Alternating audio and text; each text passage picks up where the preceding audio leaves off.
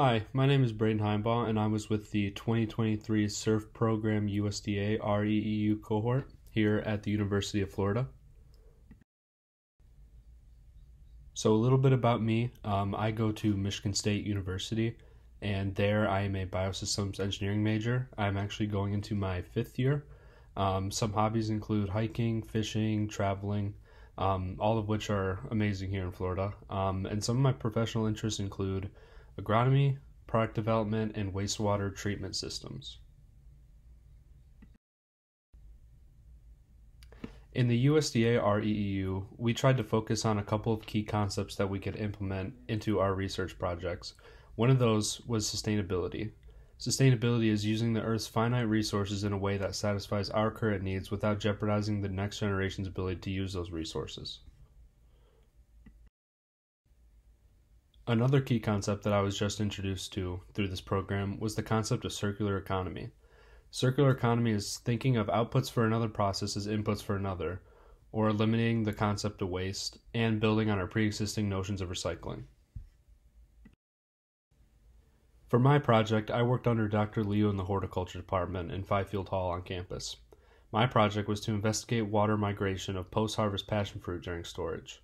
The goal of this was to find the degree of water loss and nutrient loss during the ripening process to later have that mitigated using CRISPR gene editing technologies. Some background on this project is passion fruit is highly susceptible to water loss and it ripens rather quickly. As the fruit ripens, it wrinkles, indicating water and or nutrient loss. This rapid ripening is an issue because fruit must be transported quickly from the limited growing sites. The fruit is usually grown here in the United States in Florida, Texas, and California, and around the world in places like Africa and South America. It's also an issue because the marketability goes down as it becomes overripe.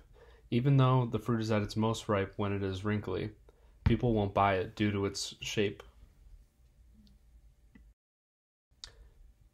In order to track changes in water and nutrient composition within the fruit, we took samples at different time points across a 2-week ripening period.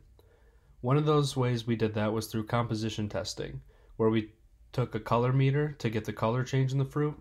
We looked at the firmness of the fruit over the 2-week period, and we also took the weight, got the gas composition, which we got the CO2 and ethylene levels in the fruit over time, and we also took tissue samples from the fruit over the 2-week period. We took the endocarp layer, which is the outer visible layer, the mesocarp layer, which is the very middle layer, and the epicarp layer, which is the very inner layer that touches the edible seeds. Aside from composition, we took images of the fruit in order to see if we can compare them with the readings we got from the composition testing. We did X-ray imaging, which allowed us to see changes within the same fruit over time without cutting it open, and hyperspectral imaging, which allows us to see color changes for the same fruit or fruits over a period of time. On the left, we could see the separation of the endocarp, mesocarp, and epicarp layers. In the very top left, on the left-hand picture, we can see the endocarp layer, right below that, the epicarp, and to the right of that, the mesocarp layer. And on the right picture, we can see X-ray imaging of the passion fruit. Now, this is just a preview of what I saw on the X-ray screen, and the actual X-ray images themselves will be much more detailed than that. Aside from doing amazing research, the SURF program also gave us the ability to travel all around Florida. Some of the things we did was going to natural springs, the beach, and the Space Center. This summer was a ton of fun, and there's a couple people I wanted to thank for making this program so great.